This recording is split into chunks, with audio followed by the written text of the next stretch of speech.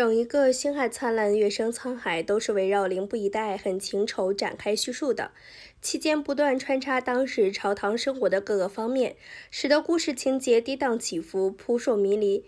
随着剧情的发展，霍家灭门真相曝光，小月侯难辞其咎，被文帝赏赐毒酒。凌不疑一直都在查霍氏一族被灭的真相，而凌毅一直在掩盖当年的罪恶。凌不疑根据种种证据查到幕后主使就是小月侯，但是此人系岳飞的三兄，为人又极为圆滑，阴狠歹毒，无法找到当年他灭霍氏一族的理由。多年来，霍君华的情况时好时坏，凌不疑根本没有办法和他正常沟通，无法从那里了解到当年孤军案的蛛丝马迹。幸好在霍冲继任当天，霍君华的一番话让凌不疑茅塞顿开。霍君华虽然疯癫，但依然有当年的记忆。他再次把凌不疑当成兄长，和他说起当年和文帝之间的儿女情事纠纷时，凌不疑趁机向他打听岳飞的为人。凌不疑，你可曾得罪过岳衡？霍君华说，我恨岳衡，灭人绑了他，又不是兄长和文兄及时赶到，那岳衡早就凉透了。谁知文家阿兄自那日起便不理君华了。原来当年文帝与岳衡两情相悦，霍君华对文帝爱而不得，就对岳衡怀恨在心，经常给岳衡使绊子。有一次霍君华灭人绑了岳衡，如若不是文帝和霍冲及时赶到，就没有今日的岳飞了。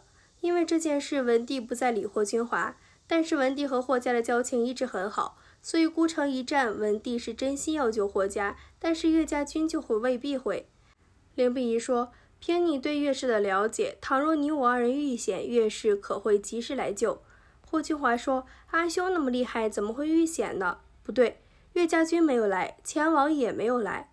当年小月侯骗老秦安王说孤城外有瘴气，其实是他在那里设了埋伏，消灭了老秦安王的军队，给了凌毅与叛军联合屠杀霍氏一族的机会。有网友就曾问小月侯的动机是什么，如今看到《月升沧海》第4集，终于有了答案。当年文帝身无长物，是岳家出钱出力助文帝起兵，也是在那个时候文帝与岳衡两情相悦。可是情窦初开的霍君华也很喜欢文帝，文帝对他无感，只把他当妹妹看。霍君华因妒生恨，视岳衡为眼中钉。岳衡曾经在祭祀宴上说，当年霍君华泼他热水，他给霍君华撒过钉子。两个女人争一个男人，火药味之浓可想而知。岳飞有一次曾对文帝说，谁年轻时没做过几件可笑的事儿？对于年少时做过的事，岳飞都可以一笑而过。当年与霍君华的那些恩怨，他早已放下，但是岳衡的兄长却一直耿耿于怀。岳家为文帝出钱出力，但是论军功，小岳侯远不及霍冲；论家世，秦安王与文帝同宗，又是宣氏母族。如若文帝得了天下，这两家的功劳比岳家有过之而无不及。为了防患于未然，小岳侯一直在谋划除掉这两个家族。孤城一战，岳侯终于找到了机会。他趁霍冲在孤城拖了敌军半年之久，弹尽粮绝之际，设计杀了老秦安王，又以因瘴气无法通过为由，避过了不及时救援孤城的罪责。最终霍家满门惨死，凌毅得了叛军好处，回到都城也得了赏封。小岳侯如愿除掉了老秦安王族和霍家军。霍君华怎么也想不到，年少时的意气势盛，竟然为霍家满门被灭留下了祸根。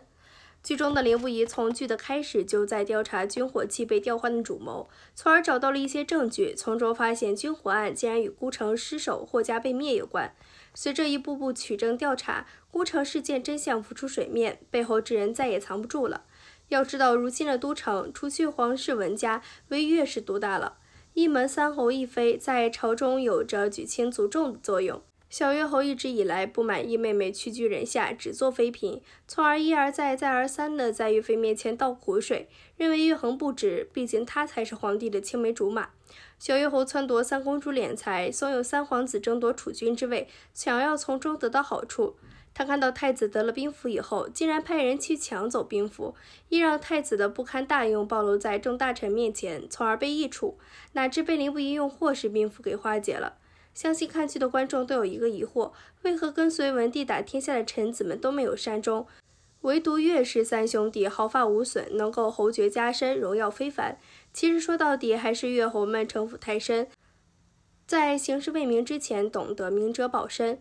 小月侯与文帝及霍冲几人都是一起长大的好兄弟，他们关系亲厚，深知彼此脾性。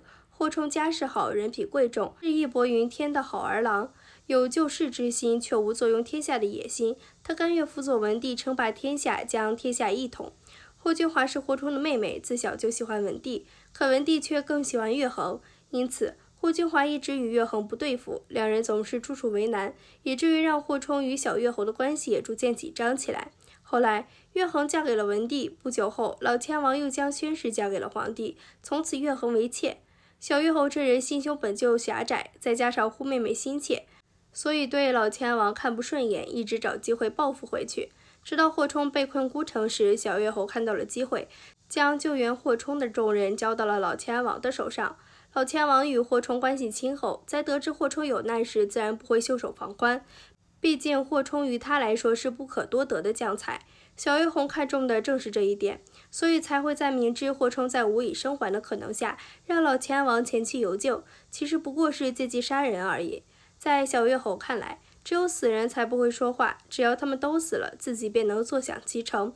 果然，事后他将自己摘了出来，借着瘴气之势，一举消灭了2个心头大患，让自己成为建国后唯一活着的亲信。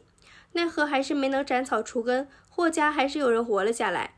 凌不疑长大成人后，开始着手调查当年的真相，最终在证据确凿的情况下，杀死了凌家满门。文帝为保住凌不疑，下令调查，最后查到了小乐侯的身上，为此一怒之下，直接赏赐了小乐侯一杯毒酒。